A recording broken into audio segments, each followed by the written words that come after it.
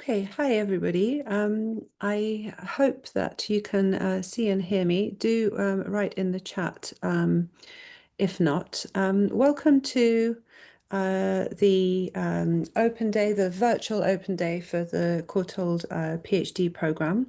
I'm the current head of the PhD program. My name is Clara Kemp Welsh, and I'm a professor of modern and contemporary art at the Courtauld. I've been working here for 16 years. I did my own PhD in London at UCL before coming to the Courtauld for a postdoctoral fellowship and then moving into a permanent role sometime after that.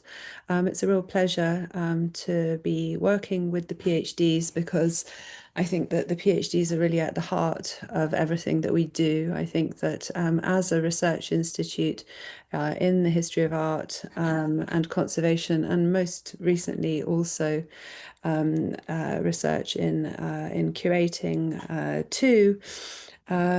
We really value everything that the PhD students bring to our community, and research is really at the centre of the institute. So. I look forward to sharing with you a bit more about what our PhD program looks like, and I hope that you will consider applying to the program, where the applications are going to be opened later this semester, and the process takes a little while. But after I've finished, Anna Aplin from our admissions team who's with me is going to be talking you through the specificities of the application.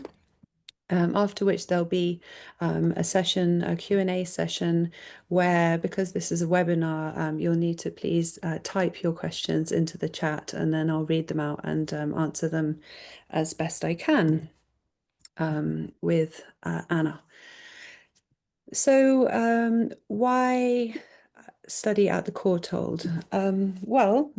I think that we really are the biggest and most focused research centre in the history of art and conservation in the UK and possibly anywhere in the world. We have a fantastic global reputation for our research and for the outstanding training that we're able to provide to our PhD students. And our people who've completed our PhD really excel in many of the key fields, not just in academia, although in academia too, but throughout the art world, in museums, conservation, curating, and very much very globally, spanning all the time periods. So we have an incredible network of alumni throughout the world, and when you work with us, you become part of a rather extraordinary network which helps you throughout your career to take what you've learnt with us out into the world and share it with others. We have over 700 students, so we're a large community. We're not just a research institute, but we have students right the way through BA and MA to the PhD. And one of the advantages of that is that it means that while you're studying with us as PhD students, you have the opportunity to engage with the rest of the student body and to develop your skills as teachers. So as of the second year, you have the opportunity to work as teaching assistants, and then if you enjoy it, to move on to work as an associate lecturer on some of the other more specialized courses on the undergraduate program. So you're really part of a whole durational system of training which takes people from the beginning right the way through to the beginning of hopefully very satisfying lifelong careers in different capacities in the arts. We have a very large body of permanent faculty as well as associate lecturers. And our faculty research is world leading. We are regularly very highly related in different ranking exercises for our research and are considered to be one of the top 5 universities worldwide for the study of history of art, according to the QS survey. We pride ourselves on the breadth and depth of our expertise, and we're really very much a broad church methodologically, and I think that's partly to do with the size of the institution, and I think that that's a real strength. So when you're thinking about who you'd like to work with, I would really encourage you to think carefully, not just about the period that that person specializes in or the type of work that they look at, or even the geographical scope of their expertise, but to think about the approach that they take. And we like to think that we remain absolutely at the cutting edge in methodological terms. Although there is a very strong tradition of object-based study at the Courtauld, that is easily balanced by many members of staff whose area of expertise and interest is much more theoretical and social and or scientific. So we have a really wide range of approaches and ways of thinking about what art historical endeavor entails and what matters in the history of curating and the practice of conservation today. We're always thinking about the past through the lens of the present and asking questions that feel relevant to us now for different political and scientific reasons. And being part of a community that has people working in so many different ways, whether this is people who are interested in say the issues relating to the relationship between representation and histories and of violence, or say questions around affect or questions around gender, identity, or different ways of framing creative production, we can really find interlocutors here across this broad spectrum. The fact that we have a strategic partnership with King's now has further helped us to engage in these in new interdisciplinary dialogues. Expanding and developing further our conversations with people who work in film studies, among others. We have a new program in art and the moving image, which also can feed into aspects of the PhD program. And besides the strategic partnership with King's, we're also College of the University of London, just like King's is. And when you come to study with us, you're studying at the University of London and have access to many of the resources of the University of London, including the world-leading libraries and many events in different institutions and departments across the city. So why study at the Courtauld is also to do with why study in London, and London has extraordinary concentration of museums, galleries, and institutions that are deeply involved in pioneering new cultural fields and promoting cutting-edge resources. Promoting cutting-edge resource and are brilliantly resourced. Sorry. We're very close to the British Library and as well as Senate House, and having our own unique art historical collections.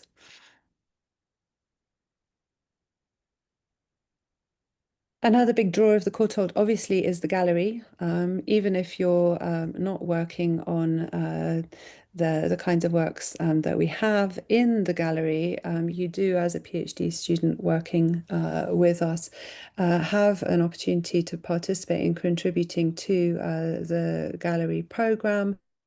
PhDs become involved in the gallery and help enhance a visitor experience and lead tours, give lectures on special areas of interest. We have a really dynamic public program, including a vibrant summer school that many of our PhD students and former PhD students contribute to as well. So in addition to uh, becoming a home for your PhD, we also aim in many ways to provide you transversal and transferable skills and opportunities that can launch you into a whole range of different possible cultural careers, academia being just one of the options. Why do a PhD? Hopefully, because you are really passionate about a particular area of study and you want to take the time to work really deeply on a particular set of research questions and become a world expert in a field. This can be something that you do for your own out of your own interest, because it's just a fantastic way to spend 3 or 4 years of your life, and is just an amazing and life-enhancing experience. But it also, of course, is something that opens many academic and professional doors. It does enhance your career prospects. Although traditionally people undertook PhD study with the specific goal of going into further work in further education institutions and wanting to become researchers and academics. Increasingly, we find that a very good number of our students are people who have already embarked on academic and on professional careers in the museums and curating world, who want to take a break from that and enhance their career prospects, enable and take time out for their own professional development, to really find the time to look further and dig deeper into a particular area, which will then enable them to either change track or progress to the next level in their museum and curatorial roles. Obviously, you'll come to us with intellectual curiosity, and we hope that while you're with us, that curiosity will only grow, and that through becoming part of our community and fostering new networks, you'll be taken in all kinds of unexpected directions that it's not possible to predict at the beginning of your PhD journey. And that it's a free time that enables you to follow intuitive pathways that come when you embark on deep research and engage in new sets of conversations with a very broad range of people with different areas of expertise. What makes a good PhD topic? Many of you will already have strong ideas about what it is that you want to study, and there are different ways of approaching this. But I think that identifying a subject area that you're interested in is is something that that can be approached in two different ways. You can either identify a kind of a body of work from a particular place or period that you feel really drawn to, and then think about how that's been approached in the past and whether or not you find those approaches adequate or whether there are fresh ways of thinking about that material that have been opened up by new sets of questions that we're thinking about today that people in the past were not thinking about.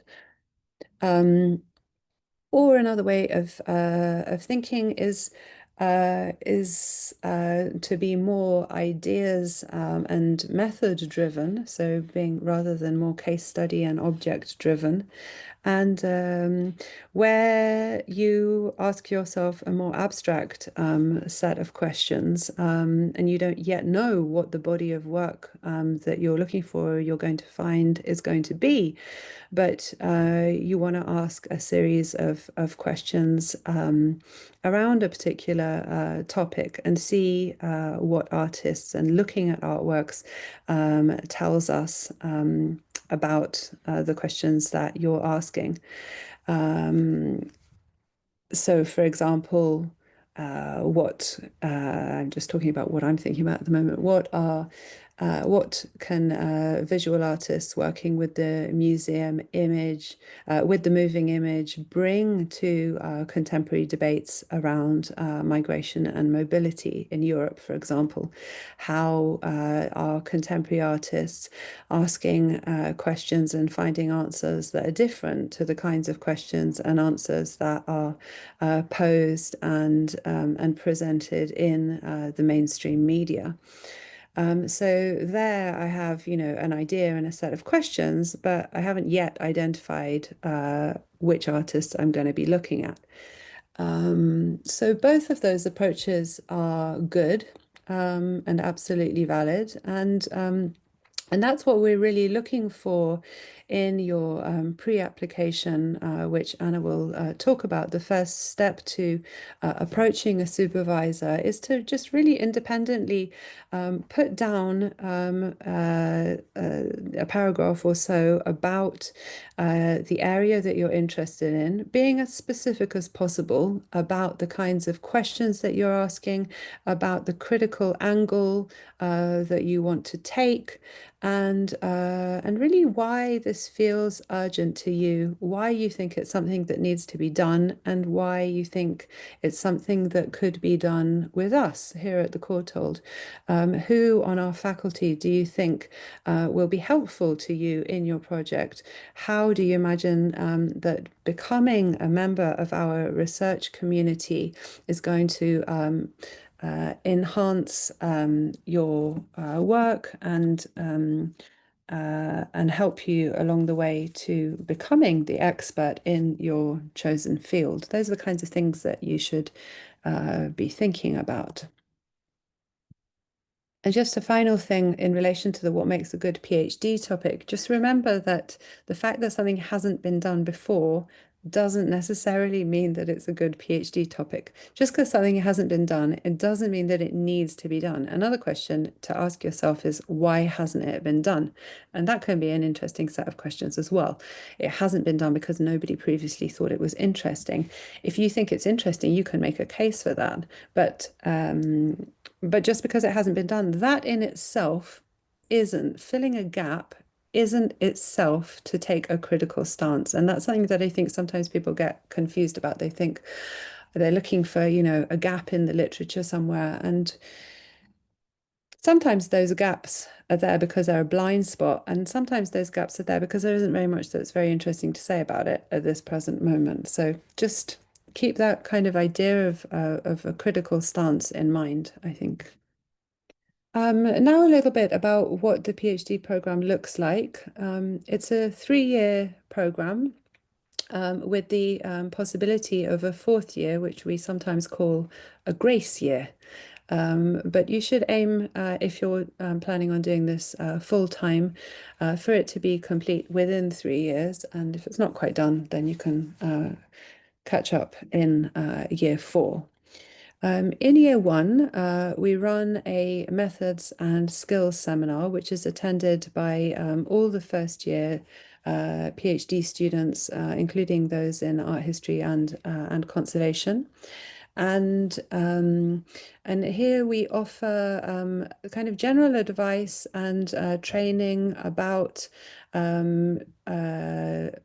how to conduct your literature survey, how to begin your research, how to crystallize and articulate research questions, how to structure your thesis. And we also start introducing professional development training that opens out into different possible career pathways. So we run sessions on curating, sessions on publishing, teaching, event organizing, and knowledge exchange, pathways to impact, so disseminating your research, all these kinds of things that you need to be thinking about and doing at the same time as you're carrying out your individual PhD research. So you attend these methods and skills seminars on a fortnightly basis together with your cohort, and it's a really nice opportunity to get to know the other people in your year who are working often on, they might be working on different periods, but they might be taking similar approaches. I just had a meeting with some of the PhDs this morning, and many of the people in the group were really, really working, although on different periods, on the question of materiality. And you could have interesting conversations across the cohort, which we very much encourage. The core of the PhD, though, is the supervisory team. So all of our students now have both a supervisor and an advisor who works with you. Some people have co-supervision in a case where their subject area would benefit from engagement from two people with different areas of expertise, but it's more common to have a supervisor and an advisor. And you meet regularly with your supervisor to discuss where you are with your project, to plan your work, and most importantly, to receive feedback on the written work that you do. So in the first year, you'll meet regularly and be given particular areas to think about and to start writing about as you're reading around your subject and beginning to narrow down what it is you're doing, and making various side pathways to try to determine what kinds of critical angles feel most relevant and interesting to you. So these individual supervisions with your supervisor and meetings with the advisor too as a team are at the heart of the entire program. It's absolutely a dialogue. There's a lot of freedom, but also a lot of responsibility that comes in working in this very individually tailored way. And these relationships with the supervisory team um, are really the what powers and energetically and gives you the dynamism to inspire you and to think critically in conversation with people about what it is that you're doing and what you've produced. The supervisor is there to listen to you, to support you, and to make useful suggestions. They're not there to write the thesis for you. That's your job. They're there to help you. So in your first year, you'll be mostly reading everything that's been written in your field, getting a sense of where what you're doing fits into that. And it culminates in the upgrade, which is the official exam, if you like. It's an oral, verbal exam, but for which you first submit a piece of writing, which you then discuss in a kind of a mini viva, which takes place at the end of April. And it's at that point that following the successful completion of this exercise, you're upgraded from the MPhil to the PhD program. So by the end of the first year, you should have a strong sense of your approach, of the scope of your thesis, and have at least one good chapter under your belt based on the upgrade paper, which you then expand to become a full chapter, as well as lots of useful notes and hopefully completed writing from the literature survey surveying the field, which you can then use in your introduction and conclusion. Year two tends to be where people do the bulk of their archival research. If your work is archive focused, or interviews, if you're working more with contemporary art and oral history, there's much more flexibility and less of a requirement for you to be attending classes. We still run some skills sessions and training events for you, but they're not fortnightly like they were in year one. Here, people tend to spend extended periods carrying out research. Many people are working abroad. They're undertaking field research and archival work, but you're still writing all the time. Those people who are interested in teaching are also able to undertake some teaching with us. Initially, people become teaching assistants on either the foundations courses or on a series of other core courses that are offered for the undergraduates. And at the end of the at the end of the second year, there's a colloquium where second years self-organize into panels with our support, and there's a conference where everybody shares a paper from the work that they have done that year. All being well and you being on schedule, the third year is where by the end of the second year, say you might have done, if you have 5 chapters, many PhDs have 5 chapters. By the end of the second year, you might have completed 3 chapters. In year 3, you might be finishing off the last chapters and your introduction and conclusion, with a view to submitting in the September of that year. There's a third year postgraduate symposium where, again, you have the opportunity to share your research. You can also be involved in organizing that. Here are some examples of topics that students are currently working on. As you see, they vary both in terms of the period and the breadth, but also in terms of the approach. And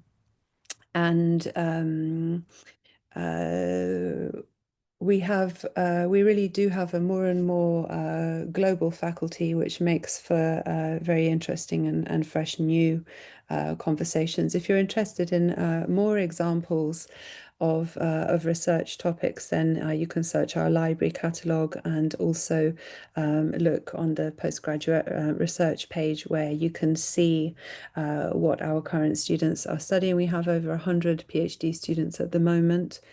And you can also look at what individual faculty members have supervised and are currently supervising by looking at their faculty pages. And I think that can be quite helpful in finding somebody who might be a good fit for your project, because we do ask that you say who you'd like to work with when you make the application, the pre-application. We offer career support throughout the program. We have two full-time careers support advisors who run a really brilliant program of events in which former Courtauld students who've gone into all kinds of careers in the arts come in and talk about their own career journeys, pathways into different fields. And you have an opportunity to meet with them and ask questions. We also, you have the opportunity to have one-on-one meetings with careers staff and practice interviews and so on. And we have many networking events, events in the gallery, events in the lecture theatres, lots of events in the research forum where you can just come and meet us, meet people, meet current students, and find out more about what we do. And hopefully this will inspire you to join our research community and become part of these conversations. The Research Forum team run an incredible set of events. Like there's an event 5 days a week at the Courtauld. Almost all of them are free. You do just need to register in advance because there are limited numbers and there's a slightly clunky registration system that you have to go through. Then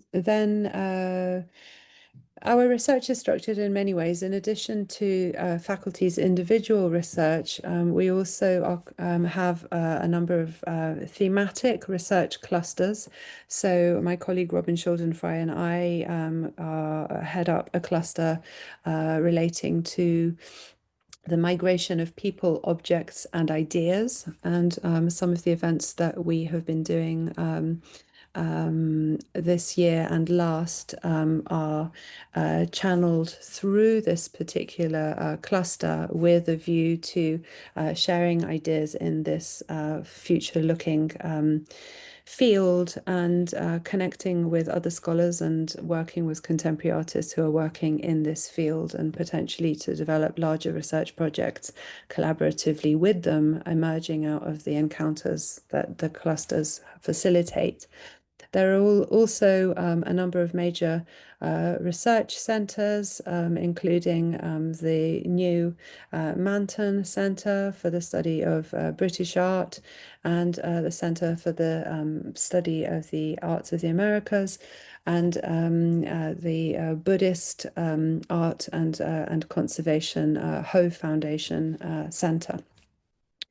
As our research community is very active and dynamic at the PhD level. The PhD students run their own postgraduate research journal. It's a peer-reviewed journal called Immediations, which I encourage you to look at. It has an online presence too, and this is where you can read research by our It's entirely run by and managed by the students, which gives people who have an interest in publishing industries and editorial work first-hand experience, which is super useful for their CVs later on. That's something that you can become involved in too as a PhD student. I'm going to hand over to Anna Applin, who's our admissions and enrollment administrator. And I encourage you to write any questions that you might have in the chat, and we'll discuss those after Anna's presentation. That's great. Thank you, Clara. So as Clara said, I'm Anna, and I'm the admissions and enrollment administrator working within the admissions team here at the Courtauld. So I'm just going to walk you through the various steps of the application process for the PhD, and then talk a little bit about funding and scholarships, and then we can kind of move on to the Q&A portion. Would it be possible to go to the next slide, Clara? That's great. So this is kind of an overview of how to apply. So kind of our academic requirements at the top there, entry requirements. Applicants do have an MA in a relevant subject with roughly 65% overall and at least 70% in the dissertation or thesis. You will need to identify a potential supervisor. That will be something that, as Clara kind of briefly mentioned there, you'll be able to do in your pre-application, and I'll talk about that in a second. The pre-application deadline is the 17th of November, so in just under a month, and so you will need to contact us with your pre-application before that deadline. If you're successful at that point, you will be contacted with information about how to submit a full application, and then the deadline for that is the 8th of January. And then, as you can see, interviews will be conducted in mid-January. You'll typically hear the outcome of your application roughly around February. So that's a brief kind of overview, but if we go into a little bit more detail, would it be possible to get the next slide, Clara? Thank you. So this is the information that you will need to send us in your kind of pre-application. It's very brief, as Clara mentioned, kind of mainly just a paragraph sort of introducing yourself, and it's a way of introducing yourself to us and also your potential supervisor. So you'll need to send us an email with your research title. It can be very much a working research title, just kind of a rough idea of what you're thinking about now. You can kind of, subject to change in the future. And then you'll need to name your preferred supervisor. As I think Clara mentioned there, you can have a look at our faculty kind of on the website, which will give you kind of a full list. But you will need to kind of include that name there. The research proposal summary is around 300 words, and kind of, as Clara mentioned, again, just kind of setting out the substance of what your proposal will be, and kind of what sort of questions you're looking to kind of ask and where you're sort of going with it. Again, it's sort of subject to change, but it's just giving us an idea of what you're looking to research. And then also your CV as well. So those are kind of the main documents, really. It's very brief sort of introduction. Could I get the next slide, if that's okay? Thank you. So then if you're successful with that pre-application, you'll be sent the link for the full application portal, and you'll need to provide a few more documents. So one of the main ones is the actual research proposal. So it's 10,000 characters, which works out to anywhere between roughly 1,600 to 2,500 words, obviously depending on the number of factors. You'll also need to include a written work sample. That could be a variety of things, potentially, your MA dissertation, part of that, something like that. You'll also need to include your academic transcripts for your BA and your MA, so we can see your academic history and also make sure that you've met our entry requirements. You will also need to provide us with 2 references. Preferably, these will be both academic references, but at least one of them does need to be an academic reference. We would strongly suggest that neither of these references are your proposed PhD supervisor. This can sometimes come up when applicants are with us for their MA, and they're looking to have the kind of their MA dissertation supervisor also be their PhD supervisor. But because your kind of proposed supervisor will be involved in reviewing your application, it won't really strengthen your application to include them as one of your references. It's best to get kind of a second opinion, so we can have as broad a picture as possible. So if you could find another kind of academic reference, that would be great. Obviously, there's varying situations, but that is kind of the ideal situation. And then your CV, again, if it's required, we will also need English language evidence. If your first language is not English, or if you don't have a previous degree from a UK or English speaking kind of university. And then also some ID documents, so your passport and your ID photo. And then the deadline for all of that is the 8th of January, as I mentioned before. So we're just going to go into a little bit more detail about the research proposal. Would it be possible to get the next slide, Clara? Thank you. So this is by no means kind of an exact formula. This is just kind of to give you a general idea of what we're looking for in the research proposal and what you'll need to include. But it's not kind of a box ticking sort of thing. So first of all, kind of looking for a brief abstract of kind of what your research is, an introduction to your research questions, and the central issues to your research, and kind of the general broad field of study, indicating how you expect your research to intervene in the field. Then you'll also need to outline any key sources that you have, the key texts, and the approaches in the field.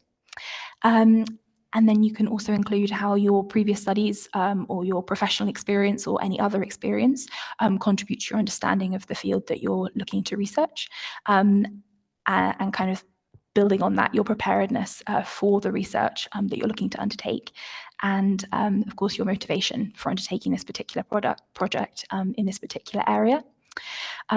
You will need to outline your research methods. That's kind of particularly important. And also really key actually is a schedule of work. So this is, again, can be subject to change. We're not looking kind of for an exact schedule that you'll sort of adhere to strictly, but to be able to give an idea of what you're looking at across the 3 or 6 years if you're part-time does give an indication that you have kind of thought about it thoroughly. So an example that sometimes comes up is, say you want to see kind of a particular show or go to a particular location, making sure that you know that that will be accessible for you, and when it will be accessible in your kind of 3-year program. And adding that into your schedule of work can kind of show that you've really thought about where your research is going to go. And then, as Clara mentioned, kind of addressing the benefits of the Courtauld's research environment and kind of why you want to do your PhD here in particular. And then, of course, a short bibliography. So again, it's not kind of, you don't have to be kind of bullet point by bullet point, but it does give you a good idea of what to include. So now we can kind of move on to brief kind of discussing some funding opportunities. Thank you, Clara. That's great. So there are a number of kind of funding and scholarship opportunities that can be found on our website, on the PhD funding and scholarship website. But to give you a brief overview, we've got the Courtauld Research Scholarships, which usually are kind of covering fees, and then with a stipend of roughly kind of over £20,000 per year. And then the second category is the Courtauld Postgraduate Study Scholarships. So this will be various different types of scholarships, various named awards from particular kind of donors or funding sources, and the amounts can really vary. So anywhere from £5,000 up to fees and a stipend payment as well. One key thing to be aware of the difference between these two is the Courtauld research scholarships tend to be assessed on academic merit, whereas the Courtauld postgraduate study scholarships are assessed in various ways, usually either via widening participation criteria or based on the particular criteria for that funding scholarship. So it might be for a particular nationality or for a particular area of research, that sort of thing. But what I'd really recommend is having a look on our website, because it goes into quite a lot of detail about the various criteria and the various different funding sources. And that should give you kind of a better idea. I would like to highlight that the information on the website is subject to change. So just keep an eye on it as things kind of might be added or amended in the run up to the deadline. Lastly, there's the collaborative doctoral awards. So those are kind of awards that are sort of PhDs in connection with other institutions. There are not currently any on the website, but they can pop up throughout the year. So I would keep an eye out, recommend keeping an eye out on our website. As if any of those are arranged, we'll make sure that that information is available for you. I do just want to flag that Chase funding, which you might aware of, is no longer running. So as of this coming intake of PhDs, that will not be available. So I do just want to make everyone aware of that, as some people might not be aware. I do just also want to mention that kind of funding opportunities, funding can be quite tight, and there's not always kind of funding opportunities sort of for everyone. So we would recommend also looking externally for any funding. So that might be through your employer or through kind of government programs if you're kind of from overseas or elsewhere. But just in addition, if you're also looking at these ones. That's great. Could we go to the next? Perfect, thank you. So these are the various admissions contacts that you can get in touch with if you have any questions. So if you have any general application queries, then you can get in touch at pgadmissions@courtauld.ac.uk. If you have any fee questions, so that might be fees, funding, scholarships, that sort of thing, you can get in touch with our fee payments team. And if you have any questions as an international applicant, so that might be about kind of equivalencies with international qualifications or with any visa questions, then our international team are best placed to help you. But yeah, that's everything that I had to say. So I think we can move on to the Q&A portion, if that's all right. Great, thank you so much, Anna. I'm just going to close the screen share.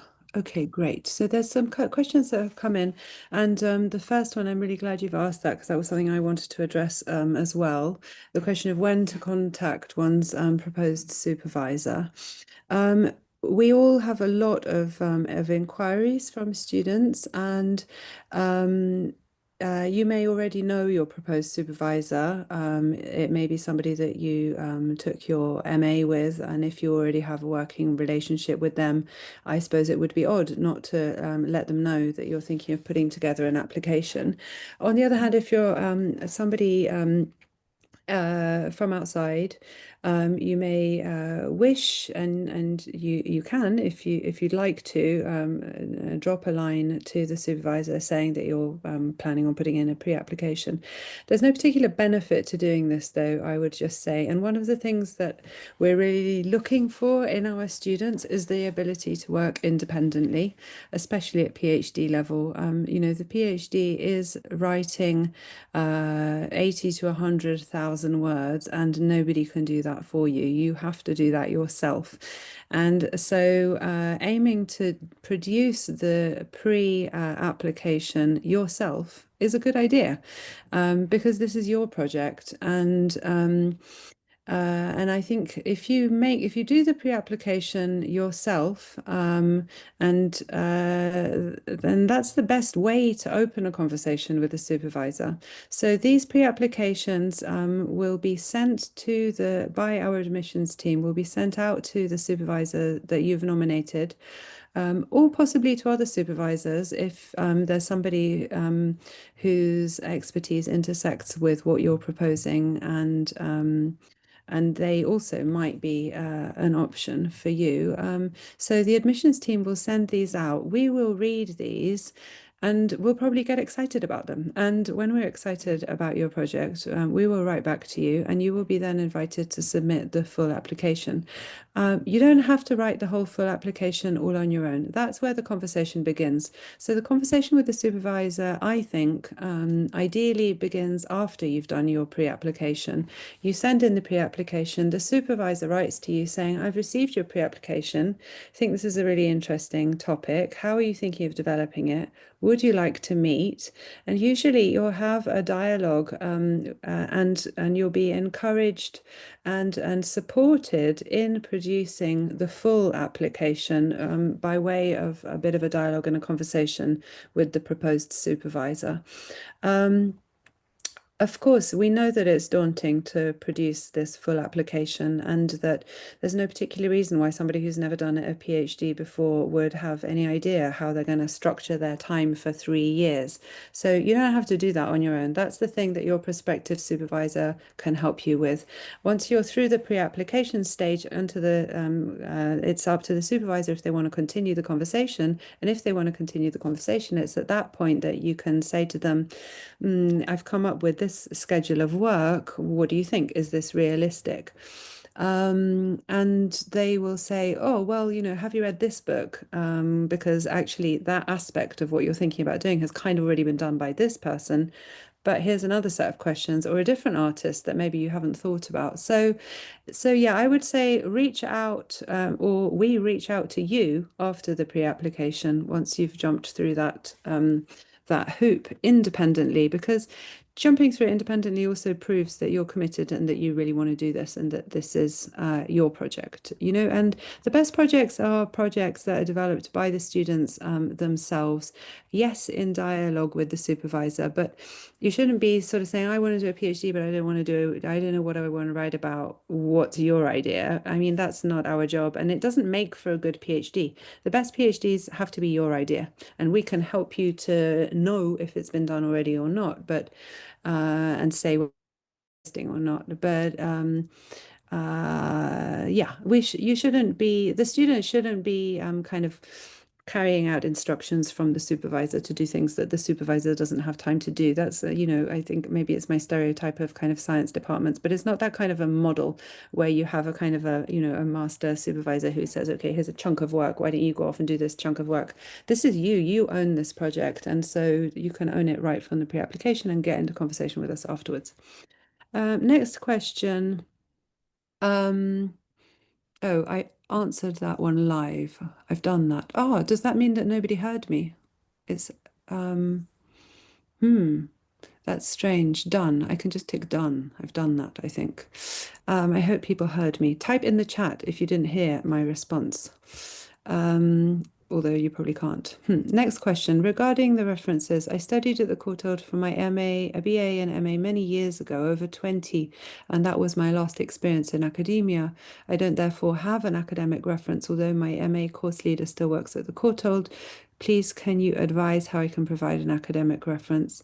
You can certainly write to your MA course leader from the 20 years ago, and they may or may not be able to remember you, but you can certainly jog their memory by telling them what topics you wrote on, and sending them your transcript and your grades, and they can write you a reference based on the transcript and any essay feedback which you had from them all those years ago.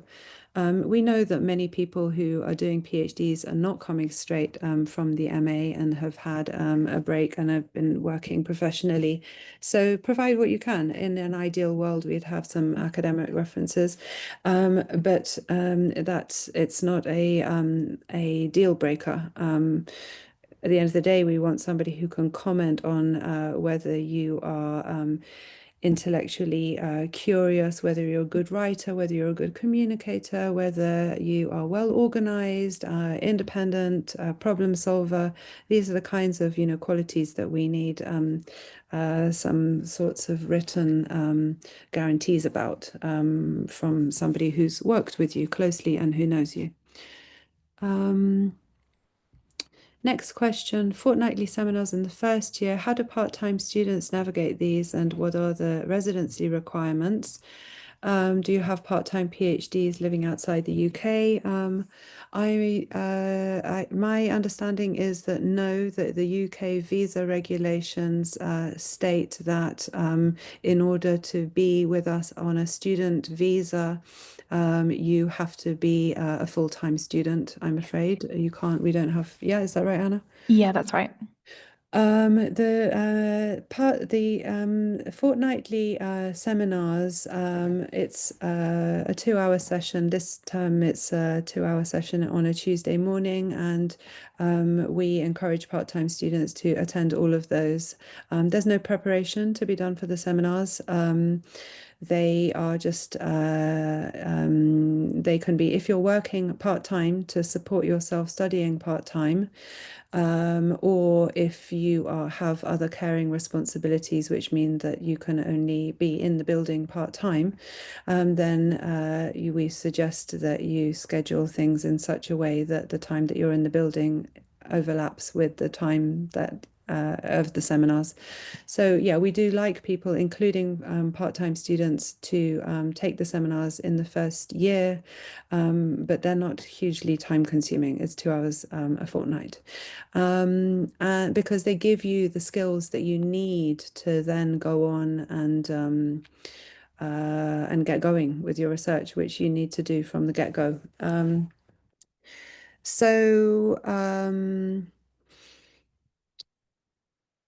if some year really feels that they can't spend that time, then it's not inconceivable that you could attend the seminars in the second year, i.e., in your year 1B, if you wanted to, but it wouldn't be an advantage. But it's something that can be discussed. But I mean, if yeah, that's a question then of where you are. It's not possible anyway to do a PhD with us without spending some time in the first year with us, because so you need to be in the building anyway, and to meet with your supervisor, to use the library, and to become part of the cohort. So I think that's kind of hopefully not a problem for most people. Um,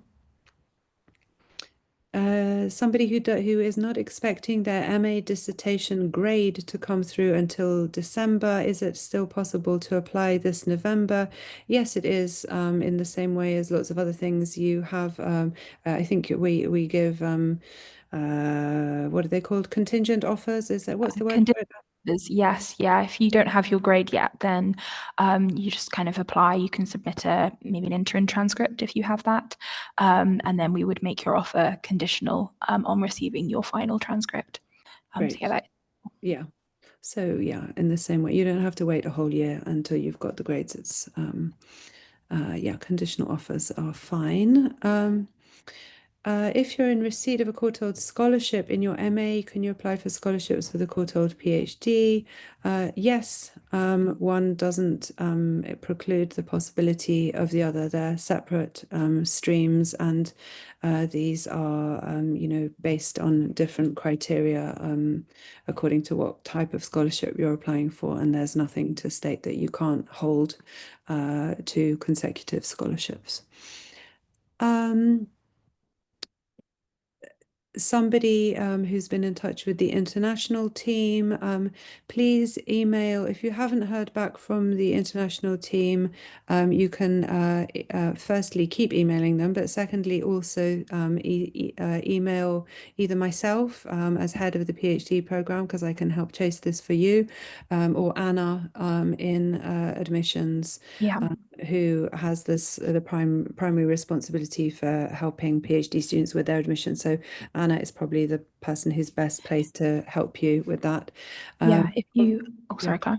no, I was go. just going to say, maybe forward your email on to PG Admissions, and just pgadmissions@courtauld.ac.uk, and we'll chase up whoever needs the best place to answer your question. Yeah, we'll get back to you. Good. Jasmine says my master's program is practice oriented, so my thesis is my graduation project. I'd like to inquire whether this situation meets the eligibility requirements for applying to the program. Yes, if well, no, there needs to be a written component, nevertheless, because the PhD is a written project. We don't currently offer practice-based PhDs. And so, in order to be qualified to undertake the PhD in the history of art or conservation, you need to have a substantial written component in your master's program. It doesn't have to be, we do take people from practice-based programs, but you still need to be able to send us a writing sample because we can't judge your ability to produce a substantial amount of written work if you can't evidence that, I'm afraid. You don't have to send us writing that has been previously assessed, though. If you'd like to just do your own piece of writing outside of your master's program, and write a substantial piece of writing on your own, and you can send that in as your writing sample. But we can't accept a practical graduation project as a writing sample because it's not written, unless it is written. Um, uh, yes, we will give you the PowerPoint presentation. We'll upload the PowerPoint presentation for you to the admissions website. I think the session is recorded, The so I think session is it'll be made recorded anyway. available, Yeah. yeah, shortly by our marketing team. Yeah. Cindy has asked whether there is a time limit regarding the gap between completing an MA and applying a PhD. Nope, there's no time limit at all. You can apply for a PhD at any age and at any point in your life. Pranita, I had a query about application fees for international student and if there is a fee waiver option. We don't have a fee waiver option, I'm afraid. Anna may be able to answer this better though. Yeah, just to flag, so there's no fee for actually applying for the PhD. It's just a kind of the actual tuition fee that will sort of come in if you get the offer. The actual sort of submitting of the application, you don't need to pay to do that. Can a proposal follow on from an MA dissertation? Yes, very often people get so interested in something while they're writing their MA that it gives them ideas for a PhD.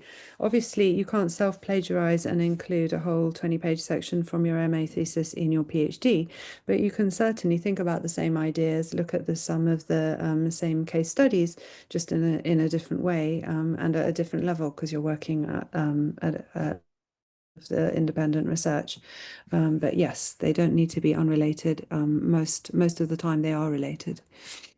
Is there an alternative application route or criteria for applicants who have a previous PhD? Should I still send my BA transcript? Yes, we still want the same thing.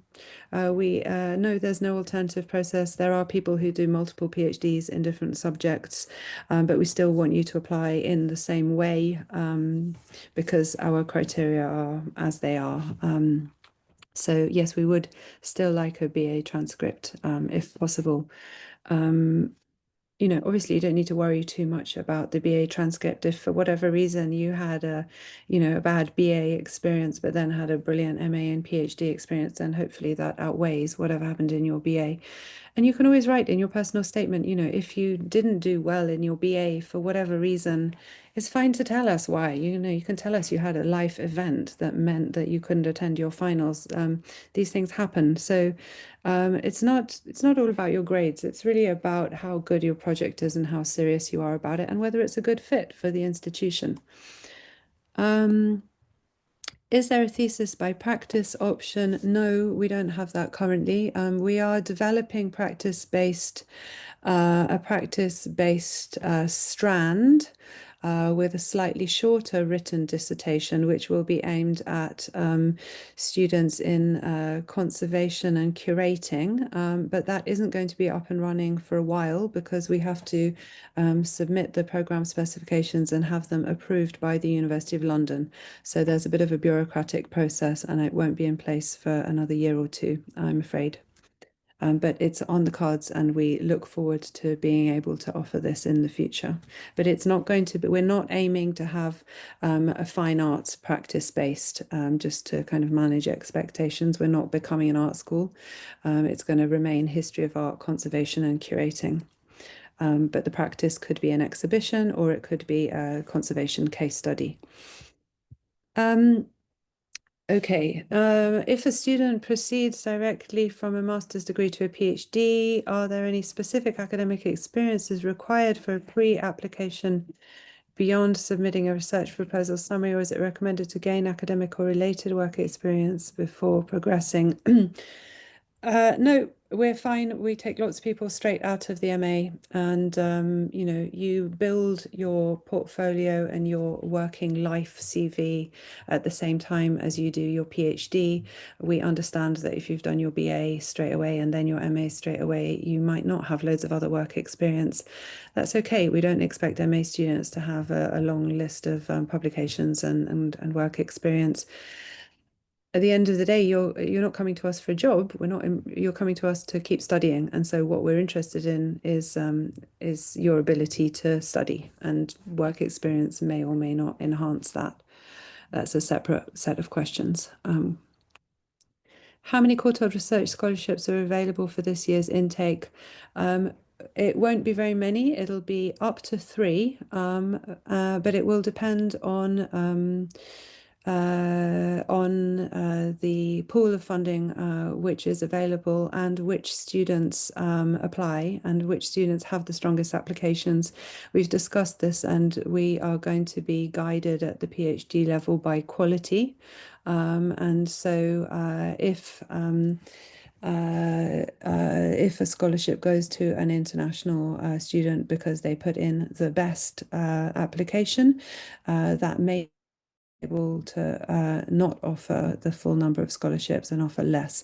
We want to get the best students, whether they're home students or international students, and that's the decision that we've taken.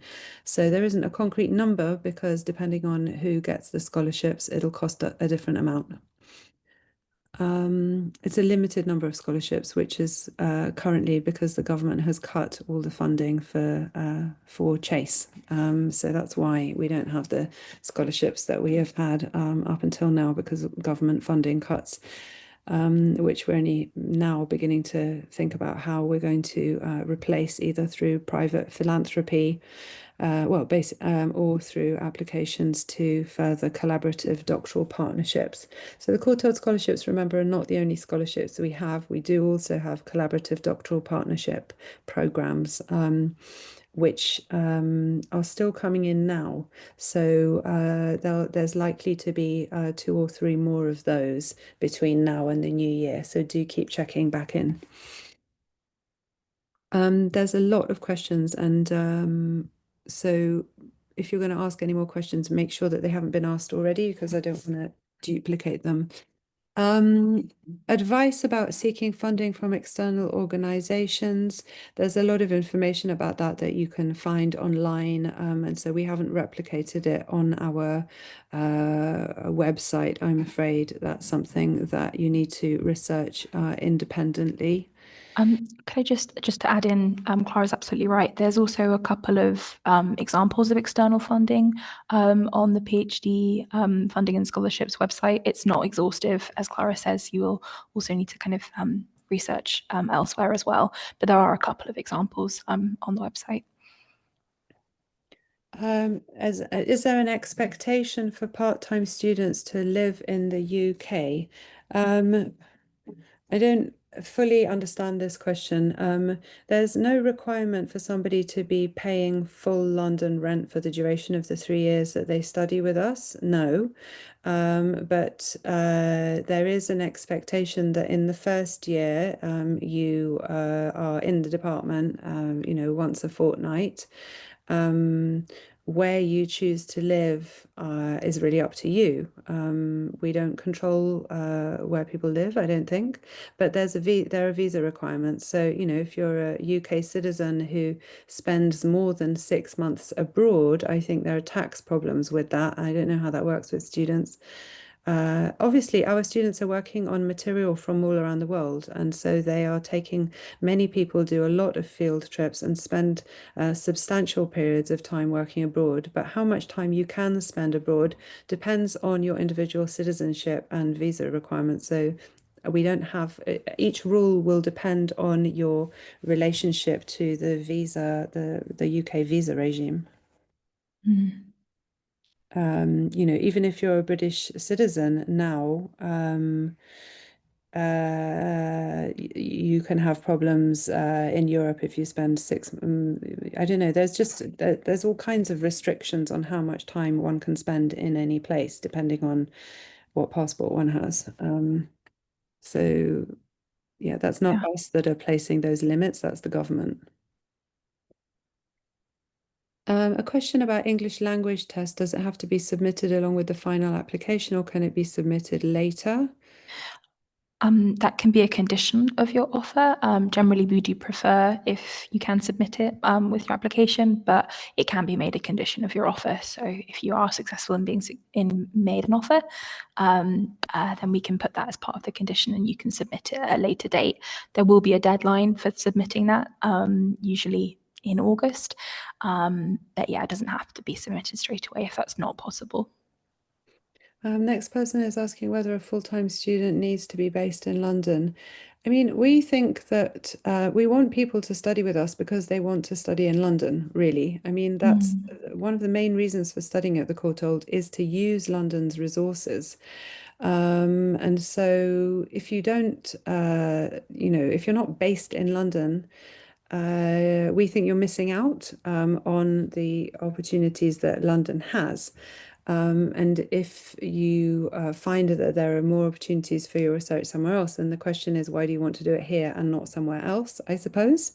On the other hand, of course, if you're working on an archive, which is based in another country, then you're going to need to spend a substantial amount of time in the other country or in the other part of the UK working with your archive. But essentially, yes, we do expect you to be based in London. We want, that doesn't mean you have to live in central London. We know it's extremely expensive.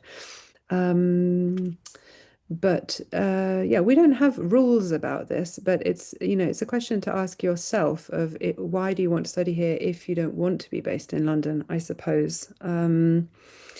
Uh, doesn't, but as I said earlier, if you're not going to, if you're doing the bulk of your research somewhere else, then of course it makes no sense to be paying London rent while you're away. So this is absolutely depends on what project you're doing and what makes sense. So it's something to yeah, something to think about.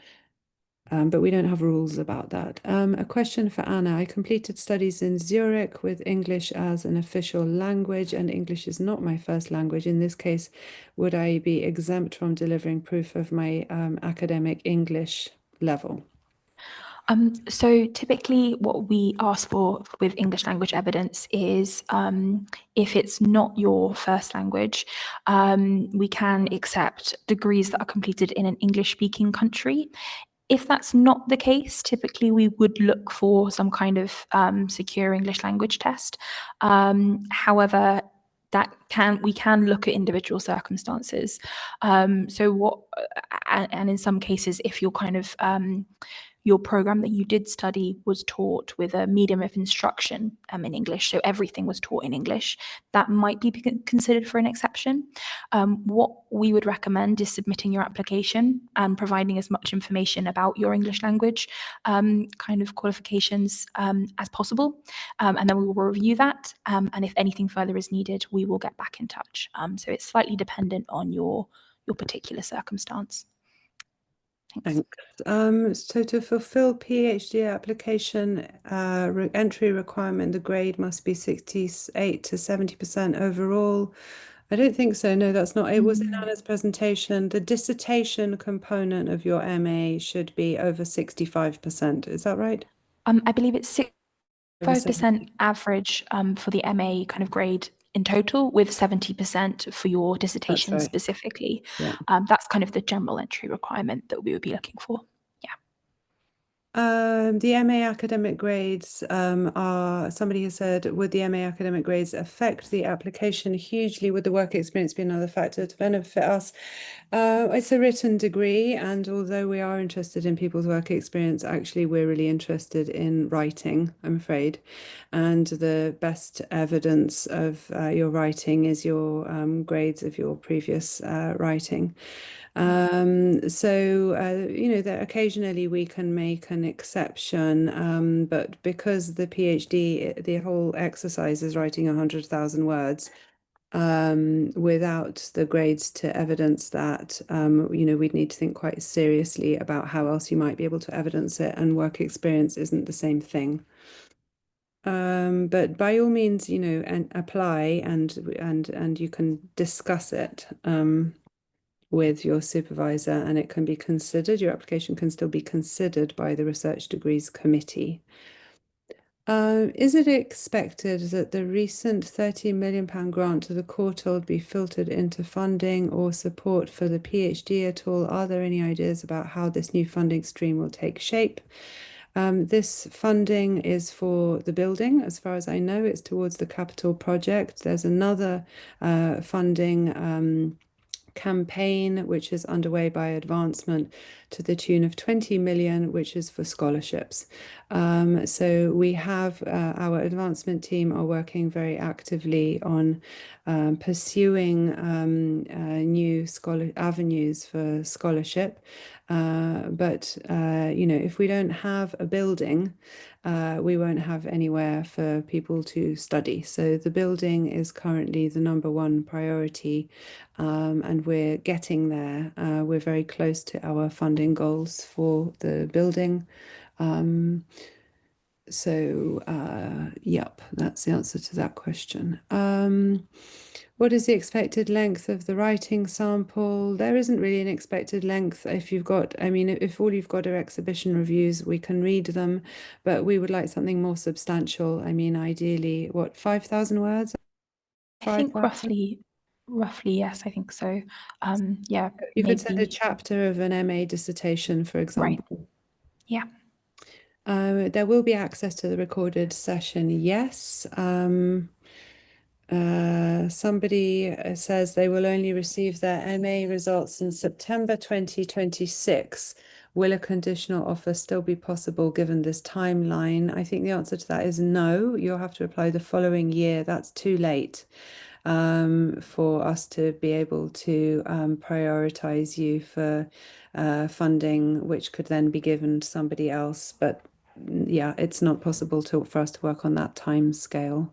Yeah, I think it really depends, on a number of circumstances. Kind of when in September, if you're kind of international home, because there's also the visa consideration to kind of take into account. So there are a number of different circumstances, but if your results are coming out sort of up to very close to or even after the start date of the program, that's going to make things quite difficult.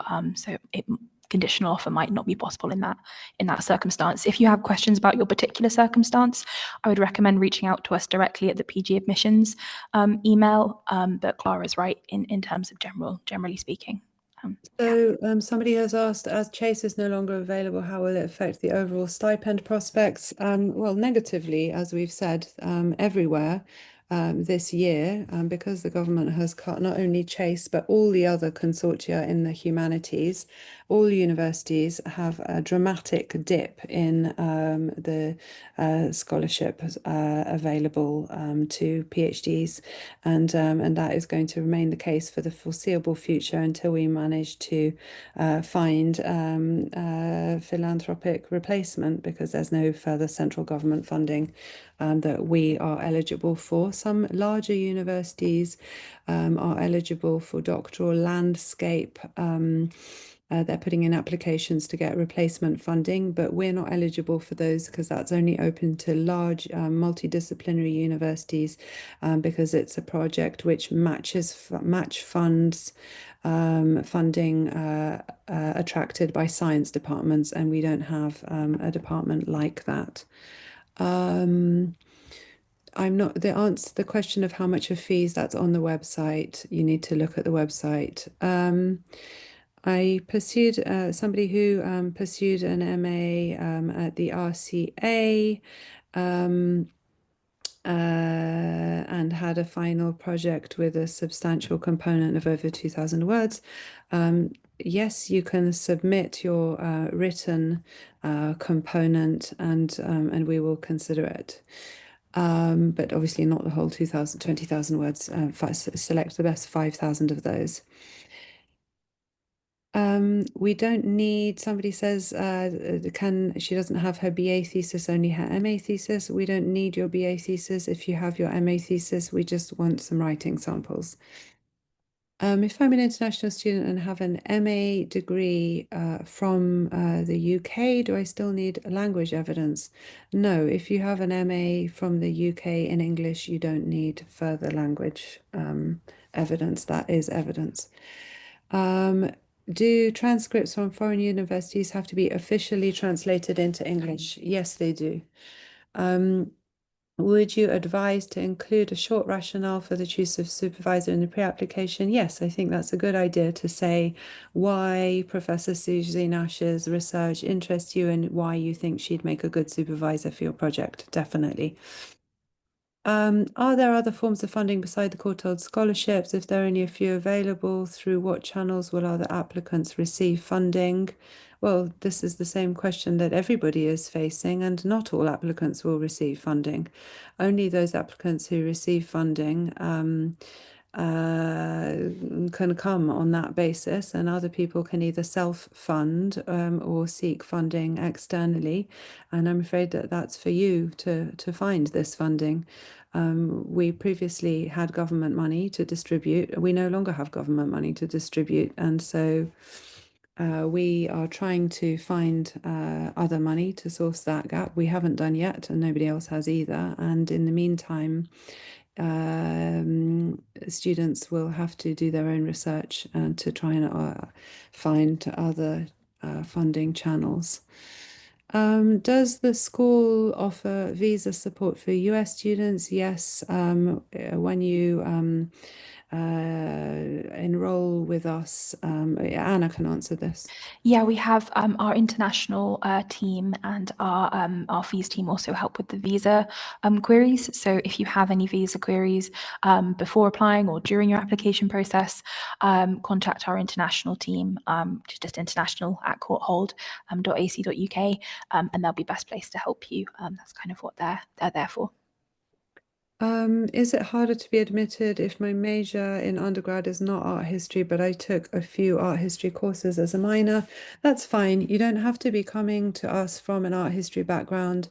We have professors whose degrees were undergraduate degrees were in literature or history or other or languages.